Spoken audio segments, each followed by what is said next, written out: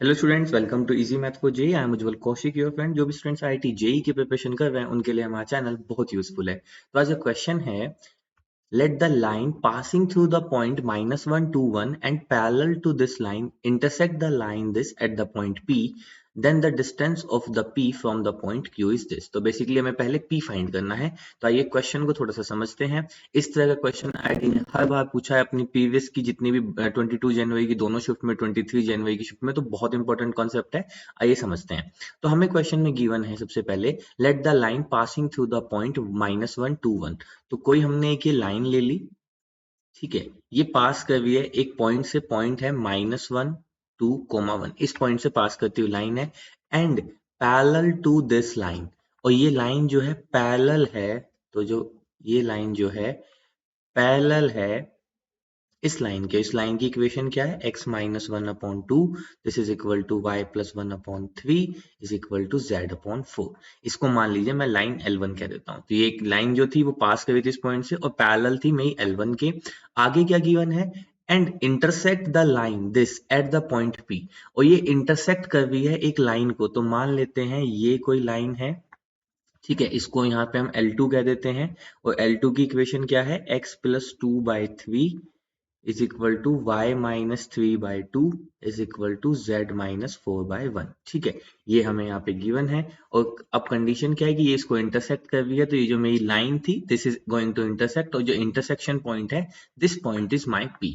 देखो अब फिर से एक बार क्वेश्चन को रीड करते हैं। Let the line passing through the point, तो ये जो रेड वाली लाइन थी passing through the point -1, 2, 1 parallel to line L1 and intersect the line L2 at the point P। तो मुझे पहले ये P पॉइंट फाइंड करना है। तो देखो बहुत सिंपल है, इस P पॉइंट को फाइंड करने के लिए अब हम सबसे पहले लाइन की इक्वेशन समझते हैं। लाइन की इक्वेशन होती है x-x1/a is equal to y-y1/b is equal to z-z1/c। ये मेरी लाइन की इक्वेशन होती है, जहां पे जो पासिंग पॉइंट होते हैं, यानी कि मेरी लाइन जो है ये किस पॉइंट से पास कर रही है, तो वो पॉइंट होते हैं दीज x1, y1 और z1। और डायरेक्शन रेशियोज ऑफ लाइन क्या होते हैं, वो होते हैं ए बी सी। ठीक है, तो देखो बहुत इजी है। सबसे पहले मैं जो मेरी लाइन है रेड वाली, इसको मैं एल कह देता हूं। तो सबसे पहले मैं एल की इक्वेशन लिखता हूं, इक्वेशन ऑफ लाइन एल। अब देखो ये पास करती है पॉइंट -1, 2, 1 से, तो ये तो हो जाएंगे x1, y1 और z1। और क्योंकि ये पैरेलल है इस लाइन के, तो जो L1 लाइन के डायरेक्शन रेशियोज है वही मेरी लाइन L के डायरेक्शन रेशियोज हो जाएंगे। ठीक है, तो इक्वेशन ऑफ लाइन क्या हो जाएगी, x-x1 यानी कि x+1/2 this is equal to y-y1/3 this is equal to z-1/4। तो ये इक्वेशन ऑफ लाइन हो गई। अब ये जो पॉइंट P है ये L पे भी लाई कर रहा है और ये L2 पे भी लाई कर रहा है। तो या तो मैं इक्वेशन पे पॉइंट मानूं L पे इज इक्वल टू लैम्डा, और L2 पे एक पॉइंट मानूं इज इक्वल टू म्यू, और दोनों को सोल्व करूं। या फिर सिंपल है, मैं एक पॉइंट P जो है वो इक्वेशन L पे मानता हूं। तो जब भी हम पॉइंट कोई भी पॉइंट लाइन पे मानते हैं तो सबसे सिंपल है, हम उसको इक्वल टू लैम्डा ले लेते हैं। तो यहाँ से पॉइंट P के कोऑर्डिनेट्स क्या आ जाएंगे, तो x के लिए आ जाएंगे 2λ+1 सॉरी -1, 2λ-1। कैसे, देखो x को और लैम्डा को एक साथ सोल्व करो, फिर y को लैम्डा को सोल्व करो, तो यहाँ से आ जाएगा 3λ+2, यहाँ से आ जाएगा 4λ+1। ये क्यों किया, क्योंकि जब भी हम जानते हैं अगर हमें लाइन पे कोई भी पॉइंट मानना होता है, क्योंकि इंटरसेक्शन पॉइंट है, तो ये पॉइंट भी ऑब्वियसली लाइन L पे तो लाई कर रहा होगा। और जब भी हमें लाइन पे पॉइंट मानना होता है तो हम इक्वल टू लैम्डा लेके XYZ मान लेते हैं। तो अब ये जो पॉइंट है this P is also lies on L2, क्योंकि इंटरसेक्शन पॉइंट है तो L2 पे भी लाई कर रहा था। अगर L2 पे लाई कर रहा है तो P will satisfy the L2।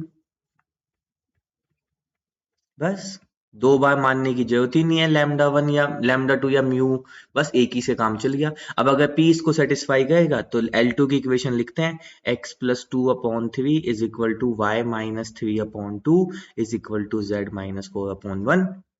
तो यहाँ पे हमें लैम्डा की वैल्यू चाहिए, तो किन्हीं भी दो को लेके सोल्व कर लो। तो इन दो को लेके सोल्व करते हैं, तो x की जगह पे, अब क्योंकि p सेटिस्फाई कर रहा है तो x की जगह पे आ जाएगा 2λ-1 plus 2/3 is equal to y की जगह पे आ जाएगा 3λ+2 -3/2।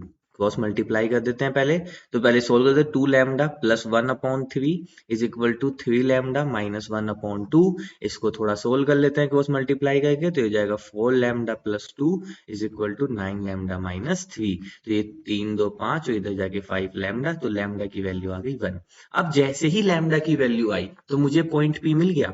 ठीक है, तो यहां से मेरा पॉइंट पी क्या आ गया, मैं थोड़ा सा स्पेस बना देता हूँ यहाँ पे। तो P पॉइंट क्या आ गया मेरे लिए, जैसे ही मैं लैम्डा की वैल्यू 1 पुट करूंगा तो 2 माइनस 1, तो यहाँ पे आ गया 1, यहाँ पे आ गया 5 और यहाँ पे कितना आ गया 5। तो जो मेरा पॉइंट P आ गया, that point is nothing but 155। और Q पॉइंट क्या गिवन था, 4 माइनस 5 1। तो बस अब इनके बीच में डिस्टेंस फॉर्मूला लगा देते हैं।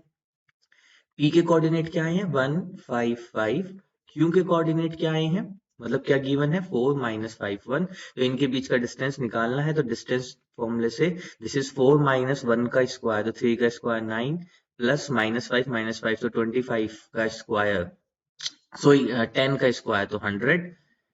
ठीक है, और फिर 1 माइनस 5 4 का स्क्वायर यानी कि 16, तो ये हो गया अंडर रूट ऑफ 125। तो इसको लिख सकते हैं 25 अंडर रूट, तो ये हो जाएगा बेसिकली 5√5।